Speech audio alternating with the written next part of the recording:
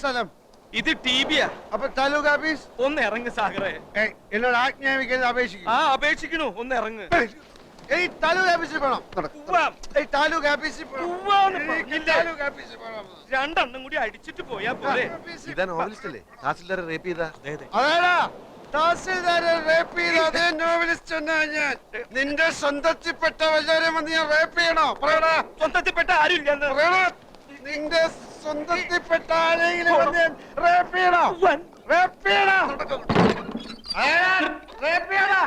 കിടക്ക്. ഇന്ന് വരെ ഒരു ഈച്ചയെ പോലും റേപ്പ് ചെയ്യാത്ത എന്നെ എല്ലാരും കൂടെ റേപ്പിസ്റ്റാക്കി.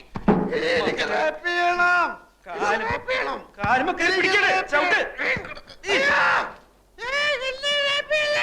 എനിക്ക് റേപ്പ് ചെയ്യണേ.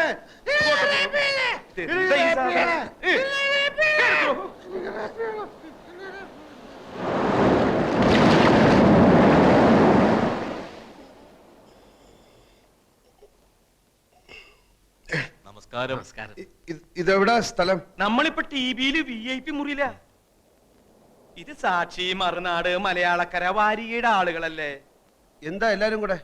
മരുപ്പച്ച തേടിയുടെ 9ാം അധ്യായം ചാക്യാർകൂത്തിന്റെ ക്ലൈമാക്സ് നാളെ കമ്പോസ് ചെയ്തില്ലെങ്കിൽ അധ്യായം മുടങ്ങും.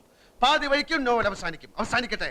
സാഗർ കോട്ടപ്പുറം എന്ന നോവലിസ്റ്റ് മരിച്ചു പോയതിനാൽ നോവൽ നിർത്തുന്ന പരസ്യം ചെയ്തോളൂ. അതേടോ, സാഗർ കോട്ടപ്പുറം എന്ന നോവലിസ്റ്റ് മരിച്ചു. ഇപ്പൊ ഈ നിൽക്കുന്ന അയാളുടെ പ്രേതമാണ് ഇവിടുത്തെ തഹസിൽദാരെ രക്തം കുടിക്കാൻ വന്ന പ്രേതം.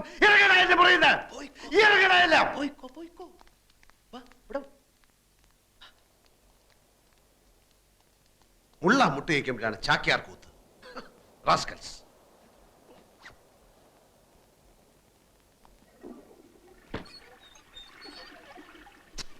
ഇയാളെന്താ പോവാത്ത? അവന്മാരെ ഇറക്കി വിട്ടത് നന്നായി. കേരളത്തിന്റെ പ്രിയപ്പെട്ട നോവലിസ്റ്റ് അകത്തായപ്പോ അയാളെ ജാമ്യത്തിലെടുക്കാൻ ഒരുത്തനും വന്നില്ല. നന്ദിയില്ലാത്ത വർഗം. ഞാൻ ഒരുത്തനോട് അപേക്ഷിച്ചിട്ടില്ല എന്നെ ജാമ്യത്തിൽ ഇറക്കാൻ. അപേക്ഷിക്കാതെ വരുന്നവനാണ് യഥാർത്ഥ സ്നേഹിതൻ. അല്ല, കൂട്ടത്തിൽ ഏറ്റവും കൂടുതൽ കള്ള കണ്ണുള്ളവനാണ് താൻ. കത്തുന്ന പുരയിൽ ഈർക്കിൽ വലിച്ചുരുന്നവൻ. ഞാനെന്ന മനുഷ്യനെ താൻ കാണുന്നില്ല. തനിക്ക് വേണ്ടത് നോവലിസ്റ്റിനെയാണ്. തന്റെ തൊലിഞ്ഞ വാരികയിൽ നോവൽ എഴുതാമെന്ന് ഏറ്റ വിറ്റയായ നോവലിസ്റ്റിനെ എനിക്ക് മനസ്സിലൂടെ എഴുതാൻ ഉടനെ വേണമെന്നില്ല കോട്ടപ്പുറം. എങ്കിലും ഒന്ന് ഓർക്കുക, നമ്മൾ പരസ്യം ചെയ്തിട്ട് 5 ആഴ്ച കഴിഞ്ഞു. നമ്മളല്ല, താൻ. താൻ ഇനി ഇവിടെ തന്റെ കണ്ണി അടിച്ചു പൊട്ടിക്കും. എന്റെ കർത്താവ്, എന്റെ മഞ്ചാടിയുടെ ഭാവി.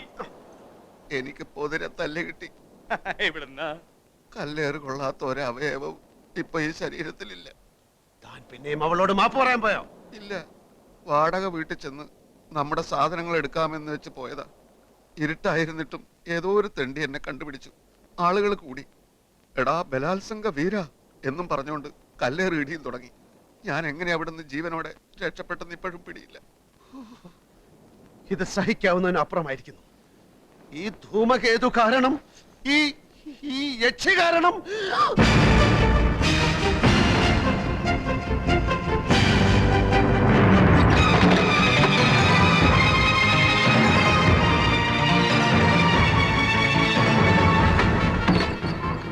ഒറ്റയടിക്ക് അവളെ റേപ്പ് ചെയ്ത് നശിപ്പിക്കാൻ പാടില്ല.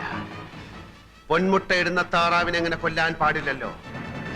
ഇനി അങ്ങോട്ടുള്ള സാഗർ കോട്ടപ്പുറം എന്ന നോവലിസ്റ്റിന്റെ ചോദനകളെ ഉദ്ദീപിപ്പിക്കുന്ന പ്രചോദനമാണവൾ. എന്റെ മഷി പറ്റാത്ത തൂലിക കൊണ്ട് ഞാൻ അവളെ നിരന്തരം റേപ്പ് ചെയ്യും. മാമച്ച, അനൗൺസ് ചെയ്തോളൂ.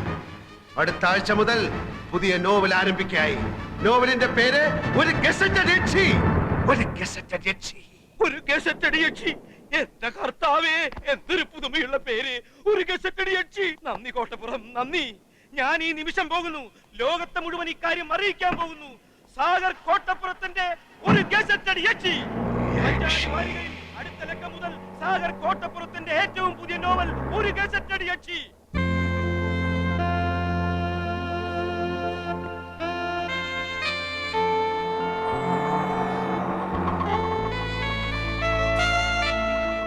ടൗണിൽ മുഴുവനും പോസ്റ്റർ ഒട്ടിച്ചു കഴിഞ്ഞു. സാഗർ കോട്ടപ്പുറം എഴുതുന്ന സർവീസ് സ്റ്റോറി ഗസറ്റഡ് രക്ഷി. ആ തഹസിൽദാർ പൂതനയുടെ അതേ മുഖമാണ് പോസ്റ്ററിൽ. താലൂക്ക് ഓഫീസിന്റെ ചുവരിലൊട്ടിച്ച പോസ്റ്ററിന്റെ മുമ്പിൽ അവളുടെ ജീപ്പ് വന്ന് നിൽക്കുന്നതും പോസ്റ്റർ കണ്ടവൾ നടുങ്ങുന്നതും ഞാൻ നേരിട്ട് കണ്ടു. എന്താണ് അവളുടെ അടുത്ത നീക്കമെന്നറിയാൻ ഞാൻ കാത്തു നിന്നു. 5 മിനിറ്റ് കഴിഞ്ഞില്ല. പ്യൂൺ വെളിയിൽ വരുന്നു, പോസ്റ്റർ വലിച്ചു കീറുന്നു. ഞാൻ നേരെ മാമച്ചന് ഫോൺ ചെയ്തു. ഉച്ചക്ക് മുമ്പ് അതേ ചുമരിൽ പോസ്റ്റർ വീണ്ടും ഒട്ടിക്കുമെന്ന് മാമച്ചൻ എനിക്ക് വാക്ക് തന്നിരിക്കുക. Very good, very good. അവൾ തന്നെയാണ് ഗസറ്റഡ് യക്ഷി എന്ന് അവൾ അറിഞ്ഞല്ലോ. എന്നാലേ അവൾ നോവൽ വായിക്കൂ. വായിച്ചാലേ എഴുത്തുകാരന്റെ തൂലികയുടെ ശക്തി ആ ശൂർപ്പണഖ അറിയൂ. അതെ, അതിരിക്കട്ടെ, നമ്മുടെ കഥ എവിടം വരെയായി? താൻ ഞെട്ടരുത്. എന്താ? താനാണ് ഈ കഥയിലെ നായകൻ. ആണോ? അതെ, കാരണം ഇതിലെ നായകന് സൗന്ദര്യം ആവശ്യമില്ല. മത്തങ്ങ പോലുള്ളൊരു മുഖമാണ് വേണ്ടതെങ്കിൽ തനിക്കും നായകനാകാം. ഈ വിഷയം നമുക്ക് പിന്നീട് ചർച്ച ചെയ്യാം. അല്ലെങ്കിലും ഇതൊരു നായക പ്രാധാന്യമുള്ള കഥയാണ്. അടിമുടി അവളാണ്, അവളുടെ കൗടില്യങ്ങളുടെ കഥയാണ്. ആദ്യ ഭാഗം ഞാൻ വായിക്കാം. സാധാരണ പൈങ്കിളി നോവലിലെ പോലെ ആമുഖമോ വർണ്ണനകളോ ഇല്ല. അവളുടെ അന്തരാളത്തിലേക്ക് നേരിട്ട് കിടക്കുകയാണ് നോവലിസ്റ്റ്. ഇവൾ അനിത. പുതിയ തലമുറയിലെ പെൺകുട്ടികളുടെ ആസൂത്രണ മനോഭാവത്തിന്റെ കഥ ഇവളിൽ നിന്ന് തുടങ്ങുന്നു. ഇവളിൽ പ്രണയത്തിന്റെ ലോലഭാവങ്ങളില്ല. മനുഷ്യബന്ധം, ദയ, കാരുണ്യം തുടങ്ങിയ വികാരങ്ങൾ ഇവൾ കന്യം. നേട്ടങ്ങളിൽ മാത്രമാണ് നോട്ടം. കീഴടക്കല്ലാണ് ഇവളുടെ സംതൃപ്തി. സൗന്ദര്യമാണ് ഇവളുടെ വജ്രായുധം. ഒരേ സമയം പല കാമുകന്മാരുടെയും വിശ്വസ്തയായ കാമുകി. നഗരത്തിന്റെ ശാപമെന്നല്ല അതെന്തു പറയാൻ. ഇന്നവൾ ഇവിടെ municipal commissioner.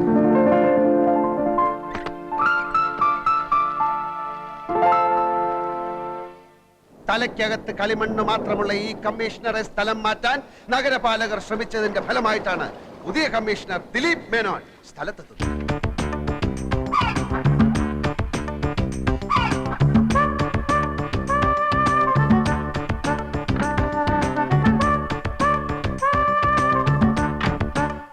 Hello, mister Dileep Menon.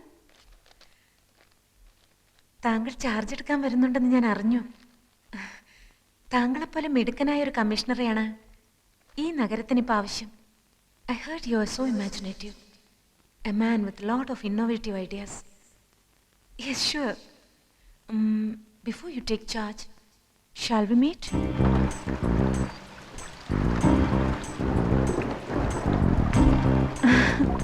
എന്തിനാണ് വരാൻ പറഞ്ഞത്? ആദ്യം അകത്തോട്ട് കടന്നിരിക്കൂ. പറയാനുള്ളത് പറയൂ. ഒരുപാട് പറയാനുണ്ട്. എങ്കിൽ ഞാൻ നാളെ വരാം. ഈ അസമയത്ത് മഴ നനയാതെ അകത്ത് വന്നിരിക്കൂ ദിലീപ്. ഞാൻ ആകെ തൃശങ്കു സ്വർഗത്തിൽ പെട്ടതുപോലെ തോന്നുന്നു. അനിത ഇനിയും ചാർജ് ഒഴിഞ്ഞു തന്നില്ലെങ്കിൽ തരാമല്ലോ. Then let me take charge tomorrow. അത്ര പെട്ടെന്ന് വേണോ? ഇങ്ങനെയൊക്കെ ചോദിച്ചാൽ ഞാനിപ്പോ ഈ വാടക വീട്ടിൽ എന്തിനാണ് ഇങ്ങനെ താമസിക്കുന്നത് എന്ന് തന്നെ എനിക്ക് മനസ്സിലാവുന്നില്ല. എനിക്ക് മനസ്സിലാവുന്നുണ്ട്. എന്തിനാണ്? എപ്പോഴും എനിക്ക് കണ്ടുകൊണ്ടിരിക്കാൻ. നമ്മൾ തമ്മിൽ ആദ്യമായി കണ്ടത് എന്നാണെന്ന് ദിലീപിന് ഓർമ്മയുണ്ടോ? അന്ന് ഈ വാടക വീട്ടിൽ വെച്ച്? അല്ല ദിലീപ്, അതിനു മുൻപ്, ജന്മാന്തരങ്ങൾക്ക് മുൻപ് നമ്മൾ കണ്ടിരുന്നു, സ്നേഹിച്ച് ജീവിച്ചിരുന്നു. എന്റെ ഈ മടുപ്പിക്കുന്ന ഏകാന്തതയിലേക്ക് എന്നെങ്കിലും ഒരു നാൾ എന്റെ ദിലീപ് വീണ്ടും വരുമെന്ന് എനിക്കറിയാമായിരുന്നു.